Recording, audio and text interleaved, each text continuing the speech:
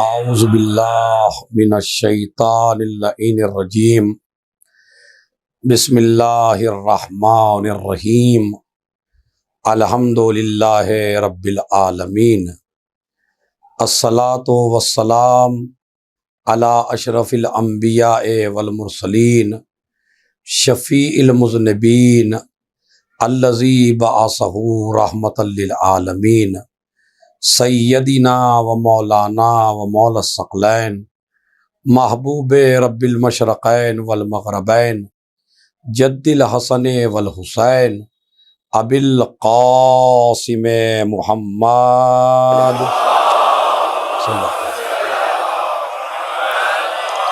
وعلی اہل بیتہ الطیبین الطاہرین المعصومین المظلومین الذین اذہب اللہ عنہم الرجس وطہرہم تطہیرا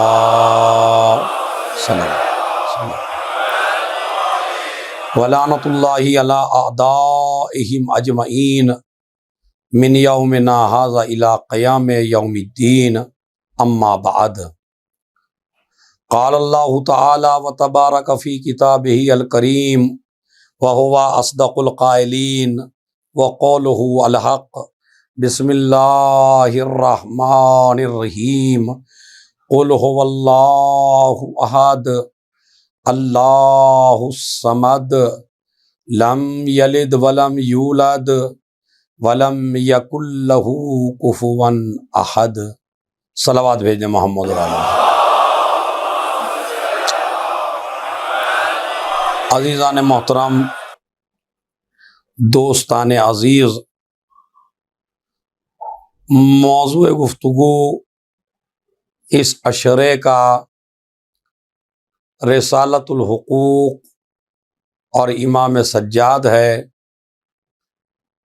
اور کل کا بیان میرا یہاں تک پہنچا تھا کہ سورہ توحید کے کئی نام ہیں۔ ایک ہے سورہ توحید، چونکہ اللہ کی وحدانیت کا تذکرہ ہے۔ ایک ہے سورہ ولایت، اس لیے کہ جو بھی اس سورہ کی تلاوت کرے گا وہ اللہ کا ولی بن جائے گا۔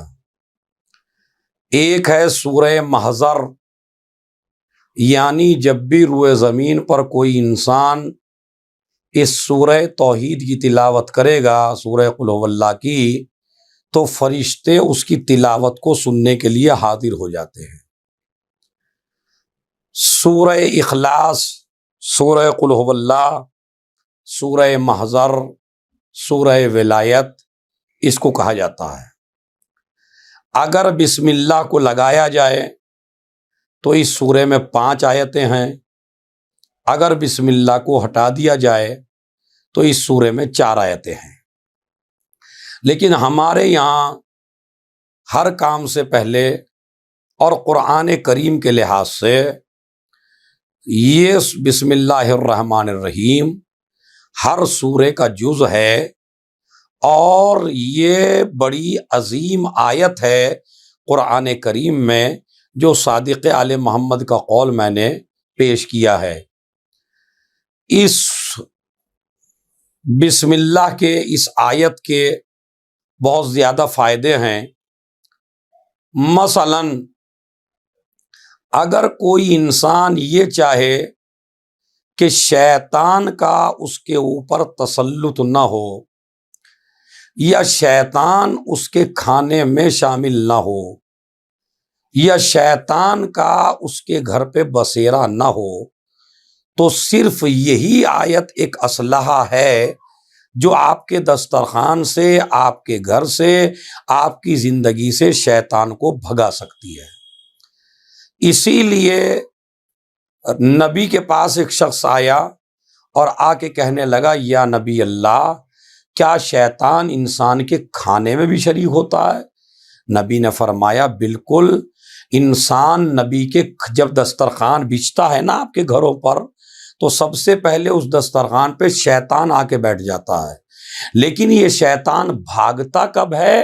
جب آپ دسترخوان پہ بیٹھنے کے بعد کہتے ہیں بسم اللہ الرحمن الرحیم، تو شیطان آپ کے دسترخوان سے فرار کر جاتا ہے کہ میں اس دسترخوان پہ کیسے کھاؤں کہ جس میں خدا کی طاقت شامل حال ہو گئی، رحمان اور رحیم کہہ کے اپنے خدا کو پکار رہا ہے، یہ میرے بہکائے میں آنے والا نہیں ہے، میں اس کی غذا کو نجس نہیں کر سکتا، لہذا دسترخوان پر بیٹھیے، اس لیے نہ بیٹھیے عزیزان محترم کہ مجھے پیٹ بھرنا ہے، بلکہ اس لیے بیٹھیے کہ جس طرح مجھے مصلی پہ بیٹھ کے عبادت کرنا ہے اسی طرح دسترخوان پہ بیٹھ کے عبادت کرنا ہے۔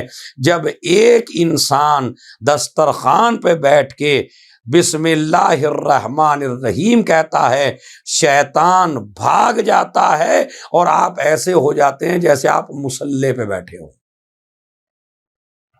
یعنی بسم اللہ کہنے کی وجہ سے یہ جو آپ کا کھانا ہے یہ بھی عبادت بن جاتا ہے۔ آپ زور سے بسم اللہ کہیے تاکہ جس کے یاد نہیں ہے، جو بھول گیا ہے، جو کہہ نہیں پا رہا، وہ بھی کہہ دے بسم اللہ الرحمن الرحیم۔ میں گزارش کروں گا ان میزبان حضرات سے کہ جن کے مہمان کے دسترخوان زیادہ بچتے ہیں اور اکثر لوگ مہمان ان کے آیا کرتے ہیں، تو میری گزارش ہے اس میزبان سے، اگر آپ اپنے دسترخوان پر نعمتوں کا دوام چاہتے ہیں، اگر آپ اپنے دسترخوان پر نعمتوں کی زیادتیاں چاہتے ہیں، اگر آپ یہ چاہتے ہیں کہ ہم دنیا میں کبھی فقیر نہ ہوں، ہم کبھی مسکین نہ ہوں، ہمارے رزق میں ہمیشہ برکت ہو، نعمتوں کا نزول ہمارے اوپر ہوتا رہے، تو آپ کو ایک کام کرنا ہے، جب بھی مہمان بیٹھے کہیے بسم اللہ الرحمن الرحیم۔ اور میں آج آپ کو ایک ایسی روایت سنا رہا ہوں کہ اس روایت کو سننے کے بعد انشاءاللہ ہر جوان اس کے اوپر عمل کرنے کی کوشش کرے گا۔ نبی فرماتے ہیں، امام فرماتے ہیں، من قرأ بسم اللہ الرحمن الرحیم 21 مرہ عند النوم، جو انسان، نبی فرماتے ہیں، جو انسان بستر پہ لیٹنے کے بعد سونے سے پہلے 21 مرتبہ بسم اللہ پڑھ کے سو جائے۔ پھر سن لیجئے ناظرین محترم، حاضرین محترم، مولا کے شیعو، مولا کے ماتمدارو، جو انسان بستر پر سونے سے پہلے، رات میں سونے سے پہلے، نیند سے پہلے اگر آپ 21 مرتبہ بسم اللہ الرحمن الرحیم پڑھ لیتے ہیں تو 4 بیماریوں سے نبی فرماتے ہیں دور ہو جاتا ہے بندہ۔ پہلی بات، یأمنُ من الشیطان، شیطان کے بہکائے میں نہیں آئے گا، شیطان اس کے اوپر مسلط نہیں ہو سکتا۔ والسارق، چوروں سے محفوظ رہے گا۔ اگر گھر میں موجود ہے، اکیلا بھی ہے، ڈرنے کی ضرورت نہیں ہے، رات میں بسم اللہ پڑھ کے سو جائے، کوئی ڈاکو، کوئی چور آپ پہ حملہ آور نہیں ہوگا۔ یہ دوسرا فائدہ۔ تیسرا فائدہ، وموت الفجاء، اچانک والی موت، ہارٹ اٹیک والی موت، یعنی جو آپ بیٹھے بیٹھے مر جائیں، اچانک آپ کو موت آ جائے، تو نبی فرماتے ہیں اچانک والی موت سے اگر کوئی شے آپ کو بچا سکتی ہے تو وہ ہے بسم اللہ الرحمن الرحیم۔ اور چوتھی چیز، وَتَدْفَعُ عَنْهُ كُلَّ بَلِيَّةٍ، ہر پریشانی کا علاج ہے بسم اللہ الرحمن الرحیم۔ شیطان کو بھگائے بسم اللہ الرحمن الرحیم، دسترخوان پہ برکت نازل کروائے بسم اللہ الرحمن الرحیم، نعمتوں کا نزول زیادہ ہو بسم اللہ الرحمن الرحیم، عذاب سے بچا لے بسم اللہ الرحمن الرحیم، جہنم کی آگ کو ٹھنڈا کر دے بسم اللہ الرحمن الرحیم، نامہ اعمال سے برائیاں مٹا دے بسم اللہ الرحمن الرحیم۔ اگر بیٹا بسم اللہ کہہ دے تو باپ کے گناہوں کو بخشوا دے بسم اللہ الرحمن الرحیم، جہنم کی آگ سے براءت نامہ لکھوا دے تو بسم اللہ الرحمن الرحیم، چور سے محفوظ رکھے بسم اللہ الرحمن الرحیم، اچانک موت سے بچائے بسم اللہ الرحمن الرحیم، ہر طرح کی بیماری، ہر طرح کی پریشانی سے بچائے بسم اللہ الرحمن الرحیم۔ یہ نبی نے فرمایا 21 مرتبہ پڑھنے کا اجر و ثواب ہے۔ آپ کو ملے گا اگر آپ بسم اللہ الرحمن الرحیم پڑھ لیتے ہیں۔ قیصر روم نے، ملک روم، روم کا بادشاہ، اس نے مولا کائنات کو ایک خط لکھا اور اس میں لکھا کہ اے علی ابن ابی طالب، کیا اسلام میں کوئی ایسی چیز ہے جو میرا علاج کر سکے؟ اس لیے کہ میں بڑے بڑے حکیموں کو دکھا چکا ہوں، بڑے بڑے طبیبوں کو دکھا چکا ہوں، بڑے بڑے ڈاکٹرز کو دکھا چکا ہوں، لیکن میری بیماری کا علاج نہیں ہو پا رہا۔ میرے سر میں اتنا تیز درد ہے کہ یہ درد ختم نہیں ہوتا، میں پریشان ہوں۔ بادشاہ ہو کے پریشان ہے۔ اس نے خط لکھا امام کو، امام نے ایک کاغذ پہ لکھا بسم اللہ الرحمن الرحیم اور بھیجا، اور بھیجنے کے بعد کہا کہ آپ اسے اپنے تاج کے نیچے رکھ لیں۔ جو بادشاہ کا تاج ہوتا ہے، اپنا تاج اتاریے، پہلے یہ کاغذ رکھیے، اس کے بعد اپنا تاج رکھیے۔ جیسے ہی رکھا فوراً شفا مل گئی۔ 3 دن ہو گئے درد نہیں ہوا، 4 دن ہو گئے درد نہیں ہوا، 5 دن ہو گئے درد نہیں ہوگا۔ اب جو نکال کے پڑھا اس نے تو لکھا ہوا تھا بسم اللہ الرحمن الرحیم۔ ایک مرتبہ فوراً میرے مولا کو خط لکھا اور گیا وہاں، اور اس نے یہ کہا جا کے کہ مولا مجھے اپنے ہاتھ پہ کلمہ پڑھوائیے۔ ارے جس قرآن کی ایک آیت اتنی عظیم ہے، وہ قرآن پورا کتنا عظیم ہوگا۔ ایک صلوات بھیج دے محمد و آل محمد پر۔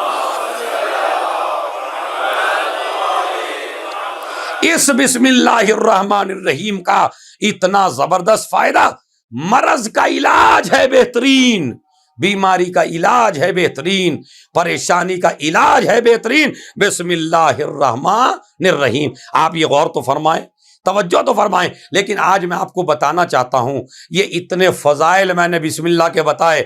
اس بسم اللہ میں 5 حروف ہیں، پنجتن بھی 5 ہیں۔ بسم اللہ میں 5 کلمے ہیں، حروف 19 ہیں، حروف 19 ہیں، 5 کلمے ہیں۔ کلمہ دیکھ لیے، بے 1، اسم 2، اللہ 3، رحمان 4، رحیم 5۔ بے 1 کلمہ، اسم 2 کلمہ، رحمان اللہ 3 کلمہ، رحمان 4 کلمہ، رحیم 5واں کلمہ۔ یہ 5 کلمے ہیں، 19 حروف ہیں۔ 19 حروف کی خاصیت یہ ہے کہ ایک ایک حرف جہنم کا ایک ایک دروازہ بند کر دیتا ہے۔ صلوات بھیجنے محمد اور آل محمد پر۔ صلی علی محمد و آل محمد وعجل فرجم۔ یہ ہے ناظرین محترم، حاضرین محترم، عزادارو، مولا کے ماتم دارو، یہ ہے بسم اللہ الرحمن الرحیم کی خاصیت کہ ایک بادشاہ کا درد ختم ہو گیا اور کلمہ اسلام پڑھ بیٹھا بسم اللہ الرحمن الرحیم کی وجہ سے۔ لیکن آپ تعجب کر رہے ہوں گے کہ اتنے فضائل کیسے ہیں بسم اللہ میں؟ تو آؤ میں اس کی فضیلت کا ایک راز بتاتا ہوں۔ یہ خالی بسم اللہ نہیں ہے، رات کا سناٹا ہے، ابن عباس ہے، مولا علی کا گھر ہے، فضیلت بیان کر رہے ہیں، تفسیر لکھ رہے ہیں۔ بسم اللہ الرحمن الرحیم کی سفیدی صبح نمودار ہو گئی۔ جیسی سفیدی صبح نمودار ہوئی، ایک مرتبہ میرے مولا نے قلم رکھ دیا اور رکھ کے کہا اے ابن عباس، بس اتنا سن لو، جو کچھ پورے ورلڈ میں ہے وہ قرآن میں ہے، جو کچھ قرآن میں ہے وہ الحمد میں ہے، جو کچھ الحمد میں ہے وہ بسم اللہ میں ہے، جو کچھ بسم اللہ میں ہے وہ بائے بسم اللہ میں ہے، جو بائے بسم اللہ میں ہے وہ بے کے نقطے میں ہے۔ بائے بسم اللہ یعنی جو بے میں ہے وہ بے کے نقطے میں ہے۔ وَأَنَا نُقْطَةُ الَّتِي تَحْتَ الْبَاءِ، میں وہ نقطہ ہوں جو بے کے نیچے ہے۔ ایک صلوات بھیج دے محمد اور آل محمد۔ میں وہ نقطہ ہوں جو بے کے نیچے ہے۔ اس کا مطلب یہ ہے، اب سمجھ میں آیا شیطان کیوں بھاگا؟ اس لیے کہ بے کا نقطہ علی ہے۔ مرض کیوں بھاگا؟ اس لیے کہ بے کا نقطہ علی ہے۔ موت کیوں ٹلی؟ اس لیے کہ بے کا نقطہ علی ہے۔ جہنم سے نجات کیوں ملی؟ اس لیے کہ بے کا نقطہ علی ہے۔ ماں باپ بخشے کیوں گئے؟ اس لیے کہ بے کا نقطہ علی ہے۔ بے کا نقطہ علی ہے۔ انا نقطۃ التی تحت الباء، میں وہ نقطہ ہوں جو بے کے نیچے ہے۔ اب میں اپنے شیعہ بھائیوں سے اپنے ان جوانوں سے جو مس گائیڈ ہو گئے ہیں، جو بہک گئے ہیں، جو نماز میں اپنی طرف سے چیزوں کو داخل کر رہے ہیں اور الزام لگاتے ہیں علماء کے اوپر، یہ مقصر ہو گئے، یہ تو علی کے فضائل برداشت نہیں کر پاتے، بھلا ہم کیوں نہ نماز میں اشہد ان علی حجت اللہ پڑھیں، ہم کیوں نہ نماز میں علی کا نام لیں، کیا کوئی نماز ہے جو علی کے بغیر ہو سکتی ہے؟ بالکل صحیح فرمایا آپ نے میرے جوانوں، بالکل صحیح آپ نے کہا، علی کے بغیر کوئی نماز نہیں ہے، لیکن نماز وہ بھی نہیں ہے کہ جس میں آپ اپنی مرضی سے کوئی چیز ایڈ کر سکیں۔ نماز مکمل ہے جس کو اللہ اور رسول نے مکمل کر کے بھیجا ہے۔ آپ علی کو نہ اللہ سے زیادہ چاہتے ہیں، نہ آپ علی کو رسول سے زیادہ چاہتے ہیں، بلکہ اللہ نے بھی کوئی نماز ایسی نہیں رکھی جس میں علی نہ ہو، اسی لیے ہر نماز سے پہلے الحمد کو رکھا، الحمد سے پہلے بسم اللہ کو رکھا، بسم اللہ میں بے کے نقطے میں علی کو رکھا۔ ایک صلوات بھیج دیں محمد اور آل محمد۔ تو بتائیے کون سی نماز ہے جو بغیر علی کے ہے؟ کوئی نماز نہیں ہے، لیکن علی کا نام اللہ نے پوشیدہ طور پر رکھا ہے، بے کا نقطہ علی ابن ابی طالب ہے، اسی لیے بسم اللہ الرحمن الرحیم کی اتنی زیادہ تاکید کی گئی ہے شریعت میں، اتنا کسی اور آیت کی تاکیدات شریعت میں موجود نہیں ہے۔ تو بتائیے ہر نماز میں بسم اللہ ہے یار، بلکہ ہم تو پڑھ رہے ہیں، آپ کس کہہ رہے ہیں نماز ہی میں کیا، روزہ رکھیے بسم اللہ الرحمن الرحیم کہہ کے، حج کے لیے نکلیے بسم اللہ الرحمن الرحیم کہہ کے، صدقہ دیجئے بسم اللہ الرحمن الرحیم کہہ کے، خمس نکالیے بسم اللہ الرحمن الرحیم کہہ کے، مصلی پہ آئیے بسم اللہ الرحمن الرحیم کہہ کے، ہر کام میں علی کو لے کے آؤ نا۔ ارے توجہ چاہتا ہوں میں، ہر کام میں علی کو لائیے، اسلام کہتا ہے بسم اللہ پڑھیے ہر کام سے پہلے، علی خود بخود آ جائیں گے۔ اور ایک دفعہ نہیں ہے میرا مولا نماز میں، بسم اللہ میں بھی علی، صراط الذین انعمت علیہم میں بھی علی، اور تشہد کے بعد جو صلوات ہے اس میں بھی علی۔ تو بتائیے علی کہاں نہیں ہے؟ عقیدہ ولایت یاد رکھیے، ولایت اسلام کے ہر حکم میں ہے، ہر رکن میں ہے، ہر عمل میں ہے، بغیر ولایت کوئی عمل قابل قبول نہیں ہے۔ نماز ہو، روزہ ہو، حج ہو، زکوٰۃ ہو، خمس ہو، صدقہ ہو، خیرات ہو، کوئی بھی نیک کام ہو، بغیر ولایت علی قبول نہیں ہے۔ ہر شے میں ولایت علی ہے، مگر ولایت علی جسم کی طرح نہیں ہے، ولایت علی روح کی طرح ہے۔ جیسے میرے جسم کے اندر روح ہے، مجھے آپ بتا سکتے ہیں یہ ہاتھ روح ہے یا نہیں ہے؟ کہا نہیں، ہاتھ روح نہیں ہے، یہ جسم ہے، پیر جسم ہے، ٹانگے جسم ہے، سر جسم ہے، انگلیاں جسم ہے، روح تو نہیں ہے۔ لیکن مجھے بتائیے جسم کا کون سا ایسا حصہ ہے جہاں روح نہیں ہے؟ ارے توجہ چاہتا ہوں، کون سا باڈی کا حصہ وہ ہے جس میں روح نہیں ہے؟ ہر شے وہ ہے جس میں روح ہے، ناخن میں روح ہے، انگلیوں میں روح ہے، ہاتھوں میں روح ہے، پیروں میں روح ہے، دماغ میں روح ہے، کانوں میں روح ہے، آنکھوں میں روح ہے، ہر جگہ ہے نا۔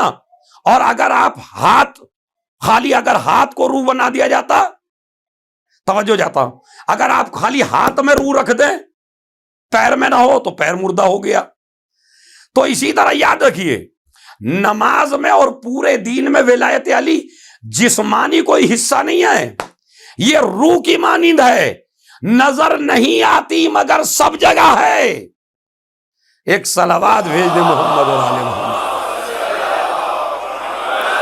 ولایت سب جگہ ہے، کوئی حصہ ایسا نہیں ہے جہاں ولایت نہ ہو، کوئی چیز قابل قبول ہے بھی نہیں، خدا کی قسم اگر ولایت نہیں ہے تو اسلام میں کچھ بھی نہیں ہے۔ تو بے کا نقطہ علی ہے۔ اب آئیے اسی سے آپ اندازہ لگا سکتے ہیں علی کس کس زمانے میں تھے۔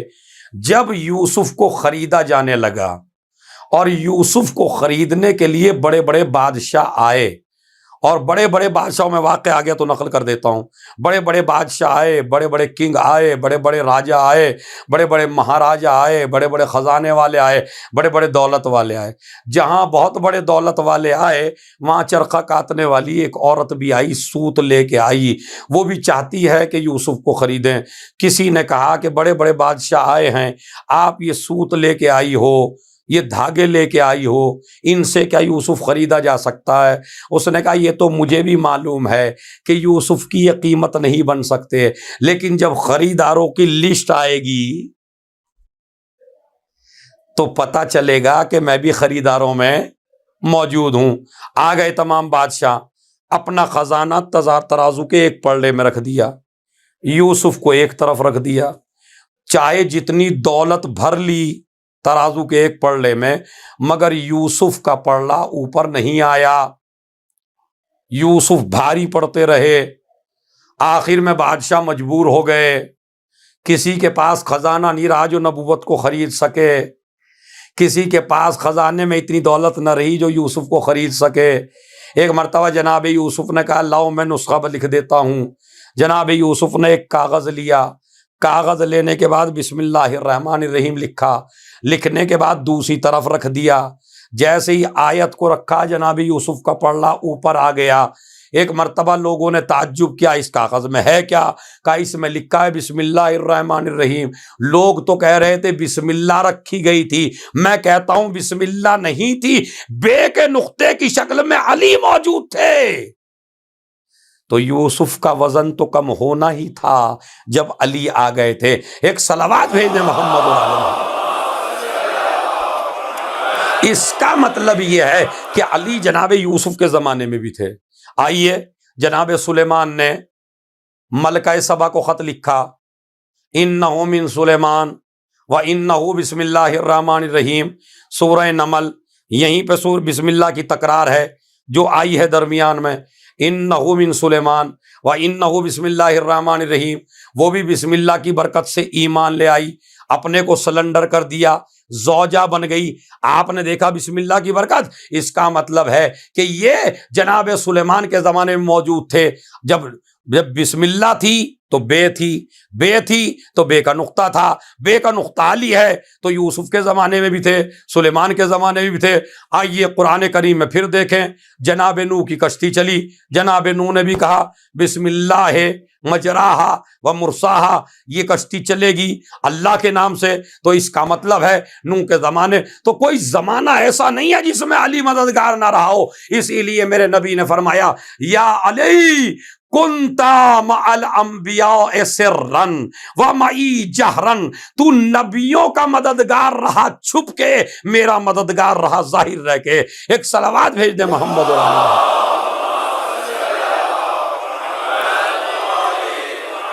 یہ ہے عزیزان محترم، یہ ہے بسم اللہ۔ اتنے فضائل جو میں نے نقل کیے ہیں، اتنے فضائل جو میں نے بیان کیے ہیں، وہ اس لیے بیان کیے ہیں کہ یہ آیت قرآن مجید کی عظیم آیت ہے، اور اس کے فضائل اتنے زیادہ ہیں، فضائل اتنے زیادہ ہیں چونکہ بے کا نقطہ علی ہے۔ اس میں دو سے مدد ملتی ہے آپ کو۔ بے بسم اللہ کے بعد فوراً اللہ کا نام ہے۔ ارے توجہ چاہتا ہوں، اللہ کا نام ہے، یعنی اگر آپ کو علی سے اور اللہ سے مدد چاہیے تو بسم اللہ الرحمن الرحیم آپ کو کہنا پڑے گا۔ ایک شاگرد تھے شیخ مرتضی انصاری۔ یہ شیخ مرتضی انصاری وہ مجتہد ہے کہ جسے امام زمانہ نے خود سند دی ہے، انت المجتہد حقا، تو واقعا مجتہد ہے۔ شیخ مرتضی انصاری جب مجتہد بن گئے اور ان کی ماں کو کہا گیا کہ تمہارا بیٹا مجتہد بن گیا، کوئی خوشی نہیں ہوئی۔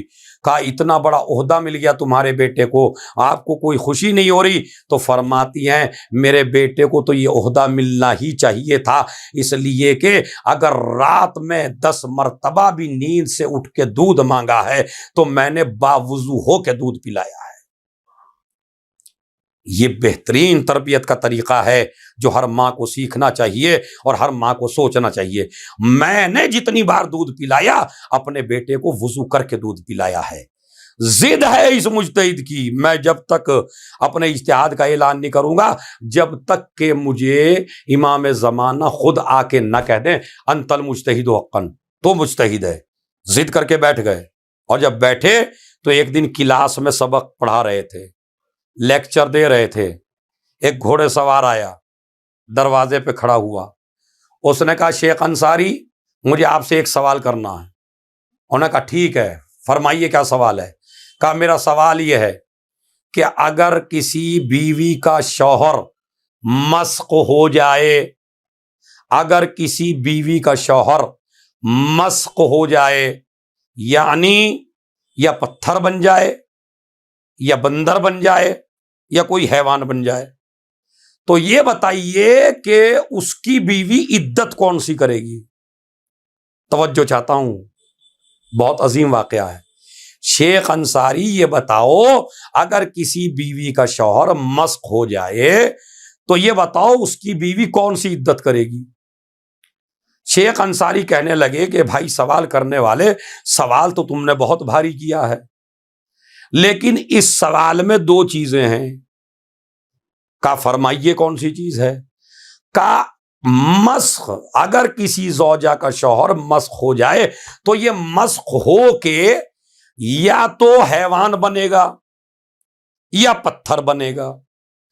اگر یہ مسخ ہو کے پتھر بنا تو عدت کرے گی موت والی، اور اگر حیوان بنا تو عدت کرے گی طلاق والی، اس لیے کہ پتھر موت کے حکم میں ہے، حیوان زندگی کے حکم میں ہے، لہذا اگر حیوان بنا تو عدت کرے گی طلاق والی، اگر پتھر بنا تو عدت کرے گی موت والی۔ پھر کہتے ہیں شیخ انصاری لیکن بھائی سوال کرنے والے آج اس زمانے میں ایسا ممکن ہے نہیں۔ کہا کیوں ممکن نہیں ہے؟ کہا نبی قرآن مجید میں ہے وَمَا كَانَ اللَّهُ لِيُعَذِّبَهُمْ وَأَنْتَ فِيهِمْ، اے میرے نبی ہم اس قوم پہ عذاب نازل نہیں کریں گے، ہم اس قوم کو مثلا مسخ نہیں کریں گے، مسخ ہونا ایک عذاب ہے، اس قوم پہ عذاب نازل نہیں کریں گے جب تک اس قوم کے درمیان میں ہو، جب تک نبی اس قوم کے درمیان میں ہم قوم پہ عذاب نازل نہیں کریں گے۔ اور آج بھی وقت کا ایک محمد موجود ہے، ایک صلوات بھیج دیں محمد والا۔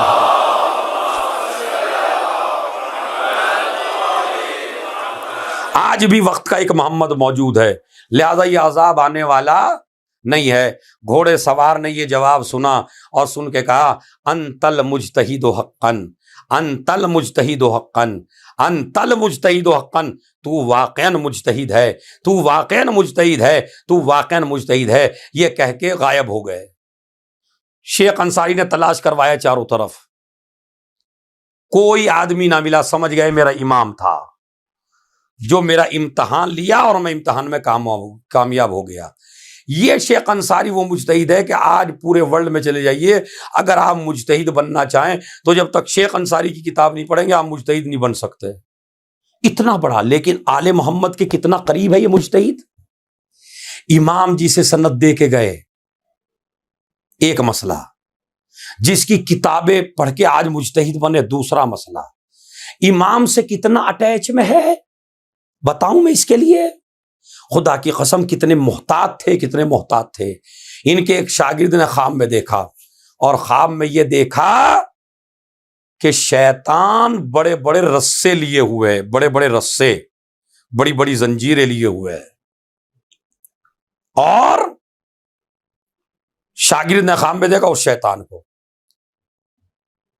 شیطان کہتا ہے کہ تیرے استاد نے، میں آیا ہوں تیرے استاد کو بہکانے کے لیے، لیکن تیرے استاد نے میری ساری زنجیریں توڑ دی، میرے قبضے میں نہیں آیا۔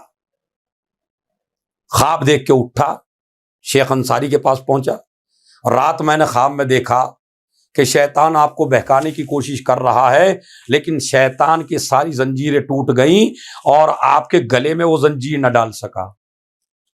شیخ انصاری نے کہا تم نے خواب بالکل سچ دیکھا، کل میں بہت زیادہ محتاج تھا، پریشان تھا، میرے گھر میں پیسہ نہیں تھا، میرے گھر میں ایک امانت رکھی تھی، میں نے سوچا کہ اس امانت کو میں بعد میں واپس کر دوں گا، پہلے اپنا خرچ چلا لوں میں۔ ایک دفعہ اٹھا پھر واپس ہوا، دوبارہ اٹھا پھر واپس ہوا، 7ویں مرتبہ اٹھا کے لے لوں، میرے ذہن میں ایک بات آئی، شیخ انصاری اگر یہ امانت واپس کرنے سے پہلے مر گئے تو کیا ہوگا؟ میں شیطان کے قبضے میں نہیں آیا۔ اتنا بڑا عالم دین، اتنا بڑا مجتہد، لیکن اس کے باوجود ذرا آپ غور فرمائیں، ایک شاگرد ہے، ایران سے آیا ہے پڑھنے کے لیے، تعلیم لینے کے لیے، لیکن جب شیخ انصاری کی کلاس میں بیٹھتا ہے کچھ سمجھ میں نہیں آتا ہے، کافی دعائیں پڑھ لی کچھ نہیں ہوتا، سبق سمجھ میں نہیں آتا، لیکچر سمجھ میں نہیں آتا، باتیں سمجھ میں نہیں آتی۔ ایک مرتبہ شیخ انصاری سے پوچھا، شیخ انصاری نے کہا استغاثہ کرو۔ اب یہ استغاثہ کرنے کے لیے امام علی کی نجف پہنچا، امام علی کے روضے میں، اور اپنے کو زنجیروں سے جکڑ لیا، مولا جب تک نہیں جاؤں گا جب تک مجھے ذہن نہ دے دیں، جب تک مجھے شعور نہ دے دیں، جب تک مجھے عقل نہ دے دیں مولا جانے والا نہیں ہوں۔ بیٹھ گیا، ایک مرتبہ رات کا سناٹا چھایا، سو گیا، یہ ایسا لگا جیسے کوئی نکلا قبر سے باہر اور اس نے کان میں کہا بسم اللہ الرحمن الرحیم۔ جب اس نے مجھے بسم اللہ کہلوایا میں نے بھی بسم اللہ کہا۔ یہ کہہ کے میں صبح کو اٹھا، اب لیکچر میں پہنچا، سارا سبق میری سمجھ میں آ رہا تھا، میں شیخ انصاری کو ٹوک رہا تھا، یہ کیا بیان کر رہے ہیں آپ، اس میں یہ خرابی ہے، یہ کیا بیان کر رہے ہیں، اس میں یہ خرابی ہے، یہ کیا بیان کر رہے۔ اب دیکھیے وہ بتا رہا ہے، شیخ انصاری اس کا جواب دیتے جا رہے ہیں، اعتراض پہ اعتراض، کبھی اس بات پہ اعتراض کبھی اس بات پہ اعتراض۔ شیخ انصاری بھی ماہر تھے، مجتہد تھے، امام بیٹے نے سند دی تھی نا مولا علی کے، مجتہد ہے، ہر سوال کا جواب حل کرتے جا رہے ہیں، لیکن سوال و جواب میں پورا درس ختم ہو گیا اور سارے بیچارے اسٹوڈنٹ پریشان ہو گئے، کہنے لگے کہ آج ہماری سمجھ میں کچھ بھی نہیں آیا، چونکہ یہ اعتراض کرتا رہا آپ جواب دیتے رہے، یہ اعتراض کرتا رہا۔ 3 دن ایسے ہی گزر گئے۔ ایک مرتبہ شیخ انصاری نے چوتھے دن کہا اب یہ کل سے اعتراض نہیں کرے گا، فوراً اس شاگرد کے قریب پہنچے شیخ انصاری اور اس کے کان میں جا کے کہا کل سے اعتراض نہ کرنا۔ کہا کیوں؟ کہا جس مولا نے تیرے کان میں بسم اللہ پڑھی ہے اسی مولا نے مجھے پوری الحمد پڑھائی ہے۔ ایک صلوات بھیجنے محمد۔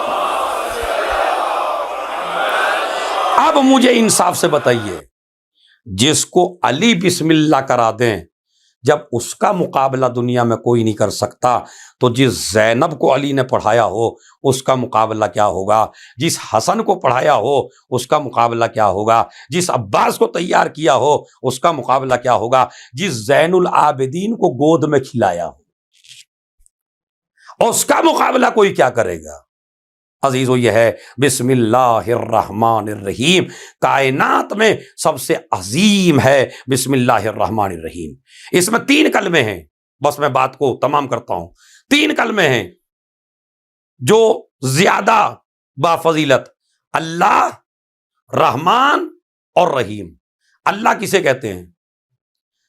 لا الہ الا اللہ۔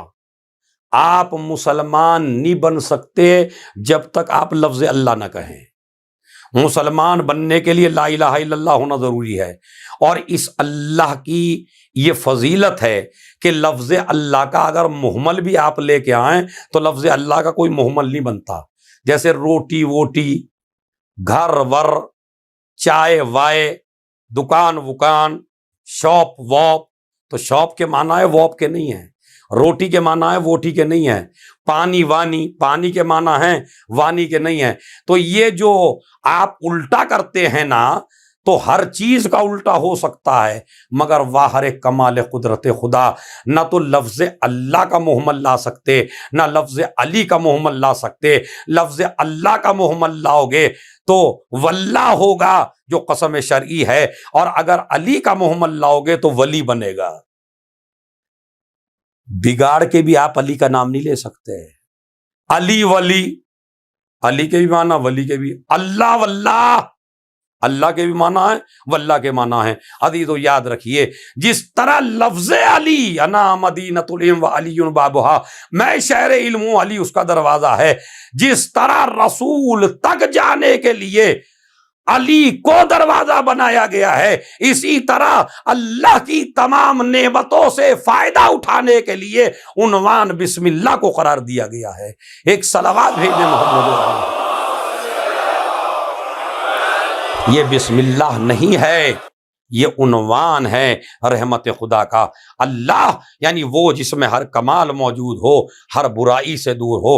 رحمان، اب یہ رحمان سن لیجئے، رحمان کا مطلب کیا ہے؟ کیونکہ توحید جب ہی تو سمجھ میں آئے گی جب آپ کو اللہ کے صفات سمجھ میں آ جائیں۔ یہ لیکچر بڑا دقیق ہے۔ رحمان، رحمان کا مطلب کیا ہے؟ رحمان کا مطلب یعنی اللہ رحم کرنے والا ہے دنیا میں، اور یہ اس کا رحم مومن سے مخصوص نہیں ہے۔ مثلا کھانا، روزی مومن کو بھی دیتا ہے، منافق کو بھی دیتا ہے، کافر کو بھی دیتا ہے، مشرک کو بھی دیتا ہے۔ مثلا فرعون بھی اسی کا کھاتا ہے، نمرود بھی اسی کا کھاتا ہے۔ کون سا ایسا ہے جو اللہ کا نہ کھاتا ہو؟ پانی سب کے لیے، کھانا سب کے لیے، ہوا سب کے لیے، غذا سب کے لیے، چاند سب کے لیے، سورج سب کے لیے، ستارے سب کے لیے، زمین سب کے لیے، آسمان سب کے لیے ہے نا؟ تو اس کا مطلب ہے اللہ رحمان ہے۔ رحمان یعنی اس کا رحم عام ہے، کافروں کے لیے بھی، منافقوں کے لیے بھی، مشرکوں کے لیے بھی۔ اس کی رحمت سب کے لیے ہے دنیا میں۔ تو جب دنیا میں سب کے لیے رحمت ہے تو یہ ہے رحمان، یعنی اللہ دنیا میں رحمان ہے، ہر ایک کے لیے رحمان ہے۔ اسی لیے جب جناب ابراہیم اپنے دسترخوان پہ عادت تھی جناب ابراہیم کو کہ کھانا نہیں کھایا کرتے تھے جناب ابراہیم جب تک کوئی مہمان آ کے نہ کھانا کھائے۔ ایک دن شام کا وقت ہو گیا، جناب ابراہیم کے پاس کوئی نہ آیا، دروازے پہ کھڑے رہے۔ ایک شخص کو آتے ہوئے دیکھا، وہ شخص انٹر ہوا، جناب ابراہیم نے اس کا ہاتھ پکڑا، چلیے آپ کو بھوک لگ رہی ہوگی، میرے گھر کھانا کھا لیجئے۔ ہاتھ پکڑ کے گھر میں لے گئے، دسترخوان بچھا دیا۔ دسترخوان بچھانے کے بعد کہا بسم اللہ الرحمن الرحیم۔ اب وہ کافر تھا، اس نے کہا یہ بسم اللہ کیا ہوتی ہے؟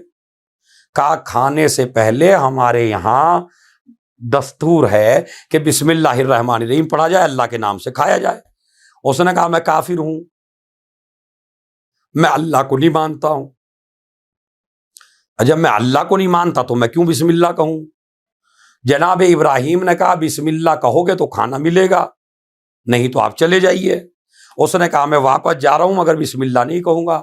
میں نے کہا ارے بھائی پیٹ بھر لیتا، کھانا کھا لیتا، ایک دفعہ بسم اللہ سے کیا مسلمان ہو رہا تھا، مگر کافر تھا، اصول کا پکا تھا۔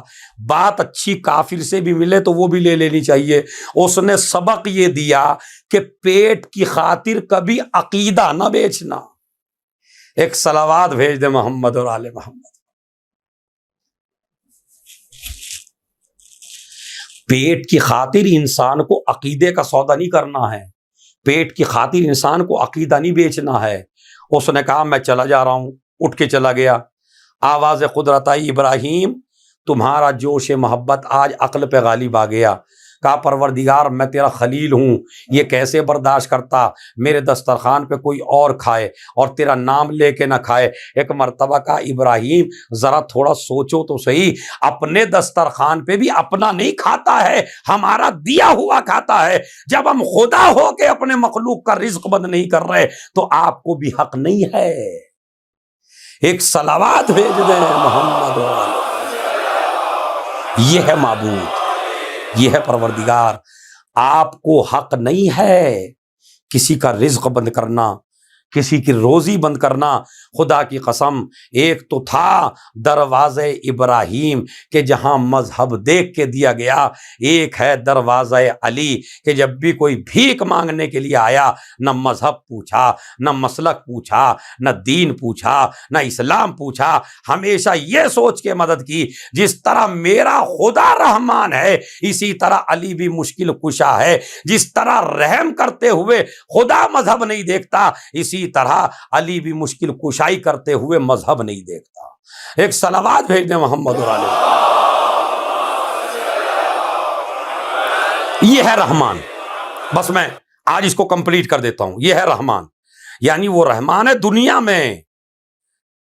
اور یہ بھی آپ غور فرمائیں، یہ جو دعائے کمیل میں مولا علی نے فرمایا اللہم انی اسألک برحمتک التی وسعت کل شیء، میں سوال کرتا ہوں اس رحمت کے صدقے سے کہ جس رحمت نے کائنات کی ہر چیز کو گھیر رکھا ہے۔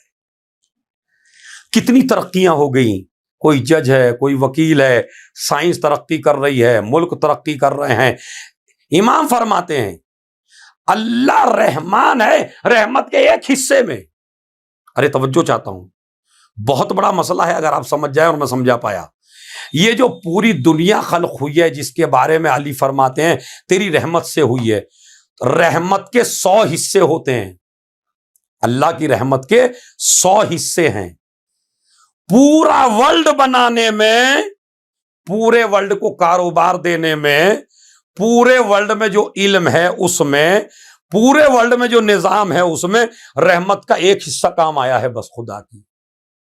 یہ پورا ورلڈ رحمت کے ایک حصے سے ہے، 99 حصے ابھی باقی ہیں۔ اسی لیے امام نے فرمایا اللہ رحمان ہے رحمت کے ایک حصے میں، اللہ رحیم ہے رحمت کے 99 حصوں میں۔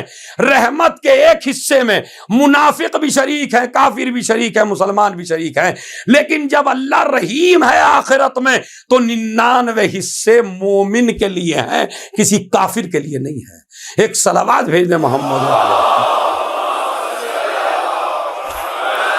اب آپ ذرا اندازہ لگائیں، اب آپ ذرا غور فرمائیں اور اس بات کو سوچیں اور سوچ کے مجھے بتائیے کہ اللہ کے ایک رحمت کے حصے میں پورا ورلڈ ہے، پوری کائنات ہے، اور رحمت کے 99 حصوں میں جب رحمت کے 99 حصے برسیں گے مومن پر تب لوگوں کی سمجھ میں امیر المومنین آئے گا۔ میں نے روایت میں پڑھا ہے کہ جنت میں حالت یہ ہوگی کہ اگر آپ کے سر سے کوئی پرندہ گزرا اور آپ نے یہ ارادہ کیا کہ یہ بھن کر میرے سامنے گر جائے، سمجھ رہے، بروسٹڈ، یہ بروسٹڈ ہو کے میرے سامنے گر جائے، بھن کے میرے سامنے گر جائے، ادھر ارادہ کیا، ادھر جس چیز کو آپ اشارہ کر دیں گے جنت سے فوراً آپ کے اشارے پہ آئے گی۔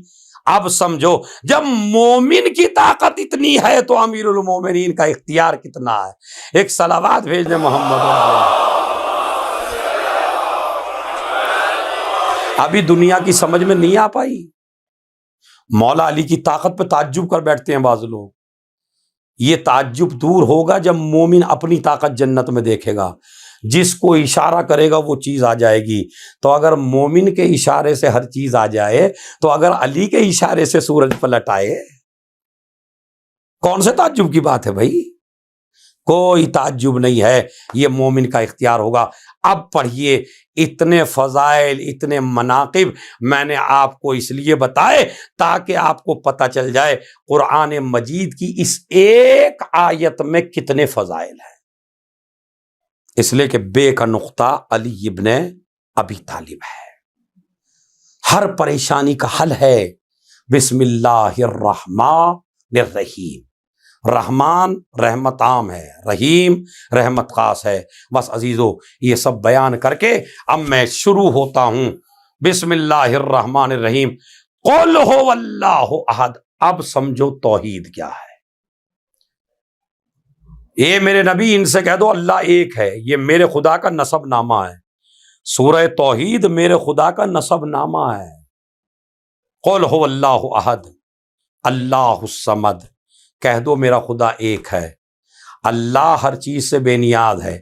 یہاں روکنا چاہتا ہوں بس اپنے ناظرین محترم کو، اپنے سامعین کو، مولا کے عزاداروں کو، مولا کے چاہنے والوں کو روکوں گا ضرور روکوں گا۔ اگر قل هو اللہ کوئی انسان، بالکل میں اپنے لہجے کو دھیما کرتا ہوں، آواز کو بالکل ہلکا کرتا ہوں تاکہ میری بات آپ کے دلوں میں اتر جائے۔ آج ہمارے مذہب شیعت میں فرقے بنتے جا رہے ہیں اور مولا علی کے بارے میں کچھ لوگ غلو کر رہے ہیں۔ میں ان کے نام نہیں لینا چاہتا، نہ ان کا فرقہ بتانا چاہتا، لیکن ایسا شیعہ کو مس گائیڈ کیا گیا کہ خدا بتایا جا رہا ہے مولا علی کو، خدا جو نصیری تھا۔ اسی لیے مولا کائنات نے اتنی سخت سزا کسی کو نہیں دی ہے جتنی سخت سزا غالی کو اور نصیری کو دی ہے۔ اسی لیے میرا مولا فرماتا ہے نہج البلاغہ میں، ہلک فی رجلان محب غال و مبغض قال۔ میرے بارے میں مولا علی فرماتے ہیں نہج البلاغہ میں، میرے بارے میں دو آدمی ہلاک ہوں گے، ایک وہ جو مجھے حد سے بڑھا دے، ایک وہ جو مجھے حد سے گھٹا دے۔ جو میرے فضائل کو نہ مانے وہ بھی جہنمی، اور جو مجھے خدا بنا دے وہ بھی جہنمی۔ میری کمر توڑ دی ان دو آدمیوں نے۔ اب لوگ کہتے ہیں بھائی علی کے فضائل اتنی ہیں، اس کی کوئی حد ہے؟ بالکل حد ہے۔ کائنات میں صرف خدا ایسا ہے جس کی حد نہیں ہے۔ علی کی حد بتاؤں کیا ہے؟ علی کی حد یہ ہے، مولا نے خود، اگر میری کیا اوقات ہے بھائی، میرے میں کہاں سے اتنا علم ہے؟ پوری دنیا کے ورلڈ کے اگر تمام علماء بھی آ جائیں تو بھی علی کی حد نہیں بتا سکتے۔ کسی کے باپ میں ہمت نہیں جو علی کی حد بتا سکے۔ مولا نے اور ان کے بیٹوں نے خود حد بتائی۔ انہوں نے کہا کہ ہمیں ربوبیت سے الگ رکھنا، پھر جو چاہے کہہ لینا۔ ارے توجہ چاہتا ہوں میں، یہ حد ہے یا نہیں ہے؟ یعنی ہمیں رب نہیں کہنا، ہمیں خدا نہیں کہنا، ہمیں معبود نہیں کہنا، باقی جو آئے وہ کہنا، اس لیے کہ سارے فضائل ہمارے اندر موجود ہیں۔ اسی لیے میرا مولا جانتا تھا تاکہ میرے شیعہ بہک نہ جائیں، تاکہ میرے شیعہ میرے بارے میں الگ نظریہ نہ بنائیں، تاکہ میرے شیعہ فرقوں میں تقسیم نہ ہونے پائیں۔ اسی لیے میرے مولا نے جب سورج پلٹایا تو سجدہ کیا، مردہ زندہ کیا تو سجدہ کیا، کوئی معجزہ دکھایا تو سجدہ کیا، کوئی کرامت دکھائی تو سجدہ کیا، در خیبر اکھاڑ لیا تو کہہ دیا اپنی طاقت سے نہیں، اپنے رب کی طاقت سے اکھاڑا ہے۔ سورج پلٹایا، نماز پڑھی، مردہ زندہ کیا، نماز پڑھی۔ ہر معجزہ دکھا کے علی نماز اس لیے پڑھ رہے ہیں تاکہ معجزے کے بعد میرے سجدے کی طرف نظر کرنا۔ میں خدا نہیں ہوں، خدا کا بندہ ہوں، مگر اتنا سمجھ لو جس کا بندہ اتنا عظیم ہے اس کا خدا کتنا عظیم ہوگا۔ ایک صلوات بھیج دے محمد اور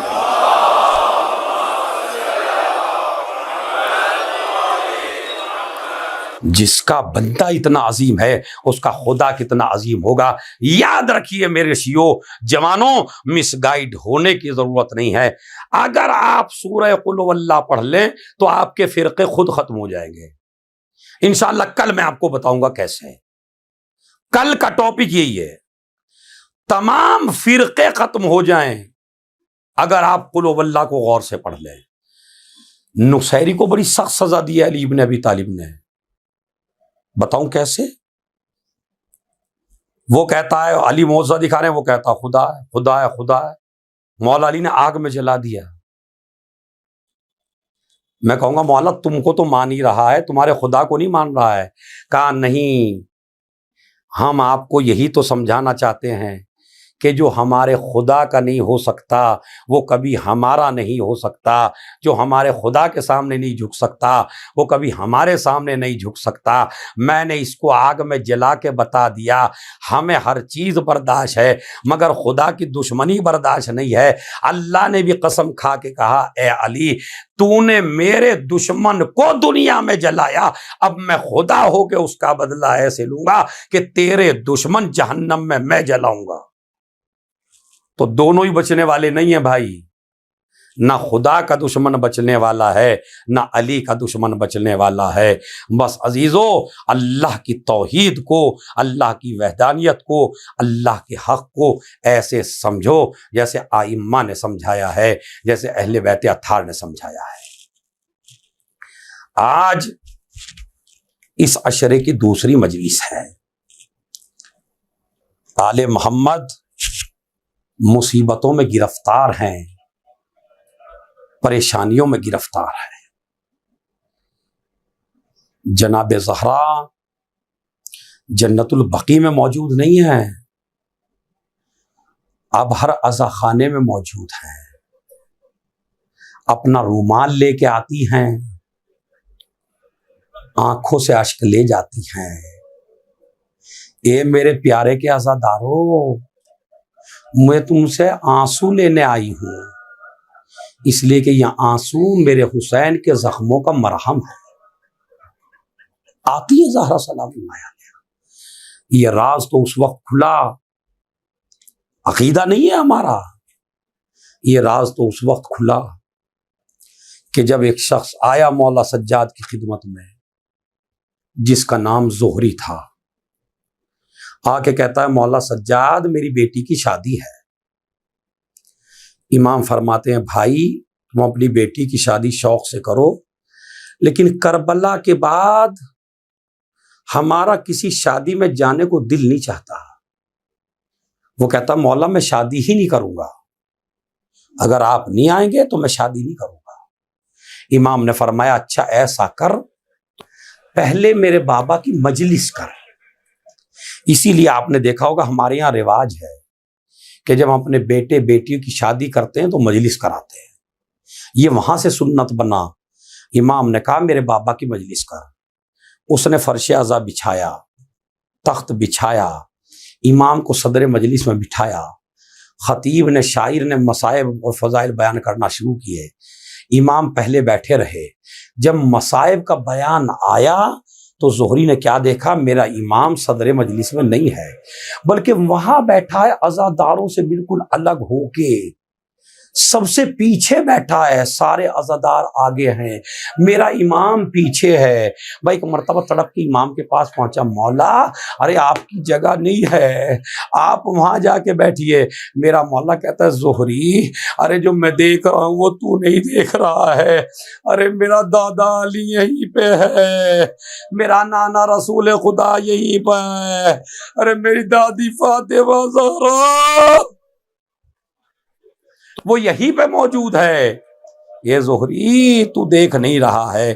عزیزو یہ مجلسیں بڑی بابرکت ہیں، یہ مجلسیں بڑی پررحمت ہیں، ان مجلسوں میں آئیے، بڑے خلوص کے ساتھ آئیے، بڑے اعتقاد کے ساتھ آئیے۔ بس عزیزو میں ایک روایت نقل کر کے آپ کی زحمت کو تمام کرتا ہوں۔ کائنات میں سب سے بڑی مصیبت جب بھی اہل بیت پہ نازل ہوئی تو اہل بیت نے حسین کو نہیں پکارا، اہل بیت نے علی اکبر کو نہیں پکارا، اہل بیت نے قاسم کو نہیں پکارا، اہل بیت نے مولا علی کو نہیں پکارا، اہل بیت نے اگر کسی کو پکارا تو عباس کو پکارا۔ عباس کون؟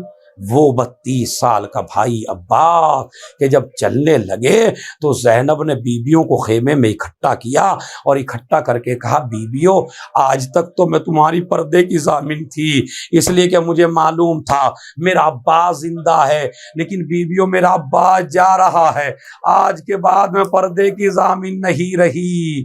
ارے عزیزو یہی ہوا، شام غریبہ جب آئی تو اس کا واقعہ نقل کیا خولی نے، جب مختار کے دربار میں خولی کو گرفتار کر کے لایا گیا۔ بس مصائب یاد رکھیے گا، جب بھی کسی پہ کوئی مصیبت پڑی حسین کو نہیں پکارا، عباس کو پکارا۔ آئیے وہ مصیبت سناتا ہوں۔ خولی کو دربار میں پکڑ کے لایا گیا اور خولی سے کہا بتا تو نے کربلا میں کون سا ظلم و ستم کیا؟ خولی کہتا ہے اے مختار بے ہوش ہو جائے گا، برداشت نہیں کر سکے گا اگر میں نے بتا دیا۔ کہا نہیں بتا تو نے کربلا میں کون سا ظلم کیا؟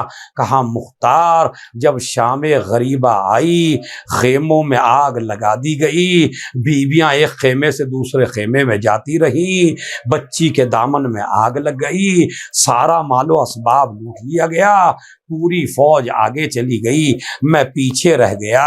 میں نے سوچا مجھے بھی کچھ ملنا چاہیے۔ میں اس وقت پہنچا کہ جب وہاں سب کچھ لٹ چکا تھا، لیکن ایک 4 برس کی بچی کو میں نے دیکھا جس کے کانوں میں ننھے ننھے گوشوارے موجود تھے۔ کسی نے اس بچی پہ ہاتھ ابھی تک نہیں ڈالا تھا۔ میں نے سوچا اس بچی کے گوشوارے نکال کے میں اپنی بیٹی کو دے دوں گا، لہٰذا وہ سکینہ کی طرف بڑھا، 1 قدم آگے بڑھایا، سکینہ نے 1 قدم پیچھے ہٹایا، اس نے 1 قدم آگے بڑھایا، سکینہ نے دوسرا قدم پیچھے ہٹایا۔ سکینہ کہتی ہے ظالم یہ تو بتا تو کیا کرنا چاہتا ہے؟ کہا مجھے تیرے کانوں سے گوشوارے چاہیے۔ کہا میرا باپ سخی تھا، میں حسین کی بیٹی ہوں، دے دوں گی مگر مجھے خود نکالنے دے، سخی کی بیٹی ہوں دے دوں گی۔ کافی دیر ہو گئی، سکینہ کو گوشوارے نکالتے نکالتے جب ننھے سے ہاتھوں سے گوشوارے نہ نکلے، غولی کہتا ہے میں نے ہاتھ بڑھایا، سکینہ کے کانوں کو چیرا، بچی کے کان پھٹ گئے، فرات کا رخ کیا، خون سے کرتا تر ہو گیا، آواز دی چچا عباس، ارے جو آپ نے تحفہ دیا تھا وہ تحفہ چھن گیا۔ بچی تڑپتی ہوئی مقتل کی طرف نکل گئی، چچا کو پکارتے پکارتے۔ اس کے بعد کہتا ہے اے مختار، مختار رو رہا ہے، مختار گریہ کر رہا ہے، مختار ماتم کر رہا ہے۔ کہا دوسرا، کہا سن نہیں سکے گا دوسری چیز۔ کہا کیا؟ کہا سب کی چادریں چھن چکی تھیں، علی کی بیٹی کا اتنا روب تھا، اس کے سر سے ابھی تک کسی نے چادر نہیں چھینی تھی۔ ایک مرتبہ میں خیمے میں پہنچا، زین العابدین کا خیمہ تھا، زینب کے سر پہ چادر تھی، نورانیت برس رہی تھی۔ میں نے زینب کی چادر پہ ہاتھ ڈالا، زینب نے چادر کو اپنی طرف کھینچا۔ میں جوان تھا، زینب 55 سال کی تھی۔ کافی دیر ہو گئی مجھے چادر چھینتے چھینتے، زینب اپنی طرف کو کھینچ رہی ہے، میں اپنی طرف کو کھینچ رہا ہوں۔ ارے جب مجھ سے چادر نہ چھینی تو میں نے نیزہ اٹھایا، زینب کے سر پہ مارا، خون کا فوارہ جاری ہوا، فرات کا رخ کیا۔ اے عباس، ارے جس کے تجھ جیسا بھائی ہو، ارے اس کی بہن کی چادر چھن گئی، قیامت کا ماحول ہو گیا۔ میں چادر لے کے چلنے والا تھا، میں نے دیکھا عابد بیمار ایک بستر پہ لیٹے ہوئے ہیں، میں نے اس بستر کو کھینچا، سجاد کے عمامے میں آگ لگ گئی، زینب نے بھتیجے کو اٹھا لیا، سجاد نے بھی فرات کا رخ کیا، چچا عباس ارے میری مدد کرو۔ اب جو زینب سجاد کو اٹھا کے پشت پہ لے کے آئی، سجاد نے باہر آ کے آنکھیں کھولی، کیا دیکھا؟ پیشانی سے خون بہ رہا ہے، سر پر چادر نہیں ہے۔ پھوپھی اماں، ارے تیری چادر کہاں گئی؟ اے میرے لال، ارے ہم لٹ گئے، برباد ہو گئے۔ سیعلم الذین ظلموا ایام منقلب ینقلبون۔ اللہم اغفر للمؤمنین والمؤمنات والمسلمین والمسلمات الاحیاء منہم والاموات، تابع بیننا وبینہم بالخیرات، انکا مجیب الدعوات، انکا علی کل شیء قدیر۔ اپنا داہنا ہاتھ اپنے سر پہ رکھیے جہاں جہاں بھی آپ ہیں، اس لیے کہ عقل مکمل ہوتی ہے اور یہ دعا سب سے عظیم دعا ہے۔ بسم اللہ الرحمن الرحیم۔ اللہم